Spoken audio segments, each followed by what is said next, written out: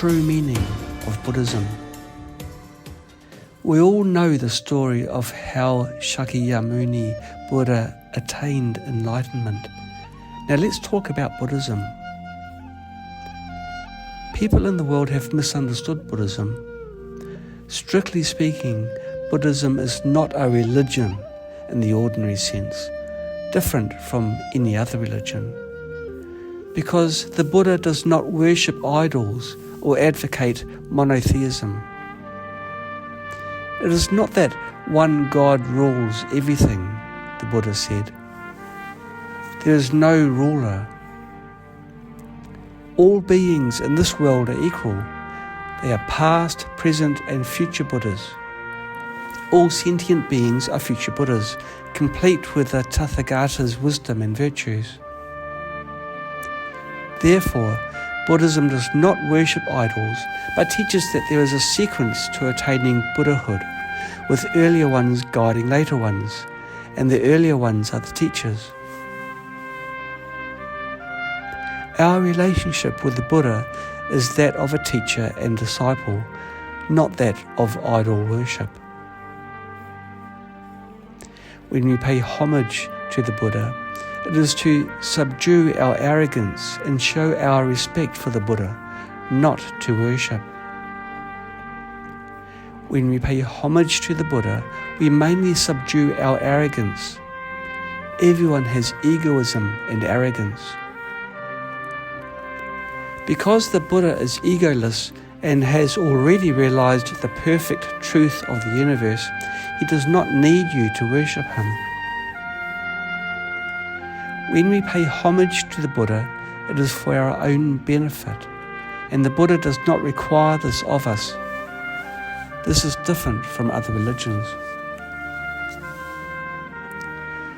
Look at those evil cults in the world. They require you to worship them to satisfy their desires for power and leadership. When you worship them, you become their servant under their feet. They are superior. It is the relationship between upper and lower ranks, and they are the idols. Evil cults also advocate worship, requiring you to prostrate yourself before them, to be trampled under their feet, to show their nobility and greatness, which is all evil. Buddha means enlightenment. What does enlightenment mean? Enlightenment means realizing the truth. If what you know is false, then it is not enlightenment, but delusion. Because what you know is false. Enlightenment entails knowing the truth and also cultivation. Knowing it intellectually is not enough. Through endless kalpas of practice, the Buddha has realized the true reality, and his mind has reached unity with the truth. As ordinary beings, due to ignorance and delusion since beginningless time, we've created various karma such as greed, anger, ignorance, doubt and pride, preventing us from seeing, understanding and realizing the truth. Therefore, we must first listen to the teachings to acquire the wisdom of discrimination. Discriminating wisdom is obtained through listening and contemplation. This wisdom is not realized by oneself, but learned from the Buddhas and Bodhisattvas who have realized it. That is why it is called the wisdom of discrimination. Why is it called the wisdom of discrimination? Because this zi is the wisdom of knowing the truth. However, as ordinary beings, we have not personally realized it, so it is not the wisdom derived from realization. Instead, it is the wisdom of listening and contemplating, following that are the wisdom of cultivation, and finally, the wisdom of realization. Hui refers to wisdom. What does wisdom mean? Of course, this wisdom arises from realization. It's the wisdom of understanding the truth. Wisdom is a kind of ability, and with wisdom one can understand the truth and achieve enlightenment. Therefore, the Buddha's teachings are not about superstition or worship, nor do they encourage blind belief. Rather, they teach us to practice and realize step by step. Because the truth of the universe is extremely profound, we need to follow several steps to fully understand the truth of the universe and all living beings. Therefore, enlightenment is a process of knowing the truth and realizing the truth, which is called enlightenment. An enlightened being is the one who understands and realizes the truth. We all have the opportunity to become enlightened as long as we continuously follow those enlightened beings and vow to follow them in future lives. By doing so, we will definitely achieve perfect results. This is the law of cause and effect. The Buddha first taught the right view of cause and effect, which is called a wisdom of causality. This is not superstition or delusion. He began by telling us the first truth of the universe, which is the law of cause and effect, and the samsara of the 6 realms. All phenomena follow the law of cause and effect, the dependent arising. Whether it is life or the external world, they all follow the law of cause and effect, which is the truth and the reality. We can keep practicing and realizing it. All other religions are also correct. Like Christianity, they also talk about what goes around comes around, and true Christianity also talks about reincarnation. So we accept it if it's correct and true, but not involves idol worship, which is the foundation of all evil cults that cultivate arrogance and inflate one's ego.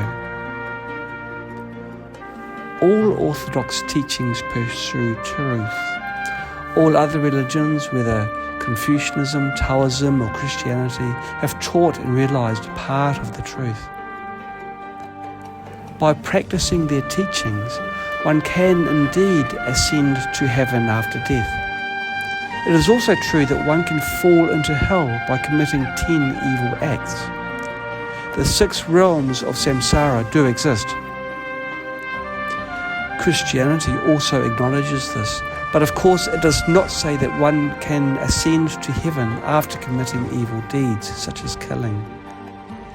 Some religions claim that killing and doing evil deeds can lead to heaven, which is a form of evil cults. So Buddhism encompasses everything, all the truths of the universe and life. As long as it is the truth and reality, the Buddha acknowledges and praises it. So we do not have any religious denominations, nor do we exclude any religion that seeks truth. Although some religions may only pursue partial truths, while lacking complete in the ultimate truth, they still have partial truths, primarily the understanding of cause and effect. Whether it is Confucianism or Taoism, they both teach the right view of cause and effect and believe in the existence of the 6 realms and the presence of gods and ghosts in the world. This is true. Of course, as humans, we may not be able to see them. You can cultivate and attain the ability to see them through deep meditation. Non-Buddhist schools also promote the cultivation of meditation and compassion as a means of ascending to heaven. They can attain realization of the heaven of desire realm, form realm, and even rebirth in the form realm, Brahma, and the formless realm after death. The Buddha acknowledges all of these non-Buddhist practices. These phenomena do exist. However, the Buddha taught us that they are still in the three realms, because without eradicating self-attachment, one cannot transcend the three realms.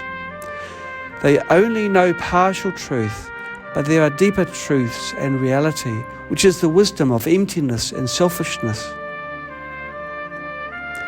Other religions have not realized emptiness and selflessness, but the Buddha has expounded it. Buddha was the one who discovered, practiced, and realized the truth, not the creator of any truth or the world. He did not create the world. Instead, he was an awakened person who cultivated and realized the truth. Cultivation involves practicing and realizing the truth of the universe with one's body and mind. If you haven't experienced or realized the truth, where can it be found? Only when your mind is free from afflictions, delusions, attachments, and ignorance will it naturally have wisdom and be able to understand and realize the truth. The truth and the reality eventually reach unity.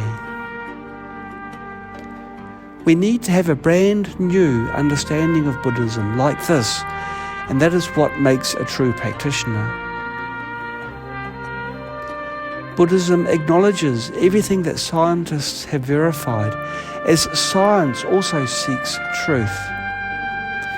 However, what science pursues is only partial truth, limited to the scope of the first six consciousness. The right view of causality is also essential to science. Without it, there would be no science. All sciences seek partial truth at a material level. Leading Western scientists currently focus on life sciences in pursuit of the truth about life. However, they lack mentors and practitioners to help them break through. Despite researching and practicing, they are stuck at the research stage. They need truly accomplished practitioners to guide them in order to advance the field of life sciences to a new stage. At that time, people from all over the world will come to learn the Dharma. This is the future. The future can be seen from the causes, and it will definitely come true. Who will bring this future to fruition? It's up to you. You are the ones who will unify science and Buddhism in the future, and this good result depends on everyone's effort. You must practice and realize the truth for yourself. Once you have achieved it, scientists will believe in you and come to study and learn from you. Genuine scientists only believe in truth, and those who pursue truth and believe in facts will not engage in idol worship. To flourish Buddhism, we must engage in down-to-earth practice and realization. We shouldn't exclude any religion, as the Buddha said, as long as it is true and in accordance with the truth. We acknowledge it. The Buddha acknowledged everything that has been practiced and realized, even by non-Buddhist schools, because it is achieved through actual practice. However, these non-Buddhist schools are limited to their own perspectives and understanding, and therefore they are unaware of higher wisdom and deeper truths of the universe. We may not be as good as these non-Buddhists now. They have fewer afflictions and a spirit of pursuing truth, and may even have stronger willpower than us.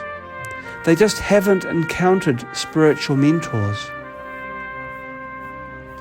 We need to gradually guide these people with good roots to learn Buddhism and help them understand the truth of Buddhism.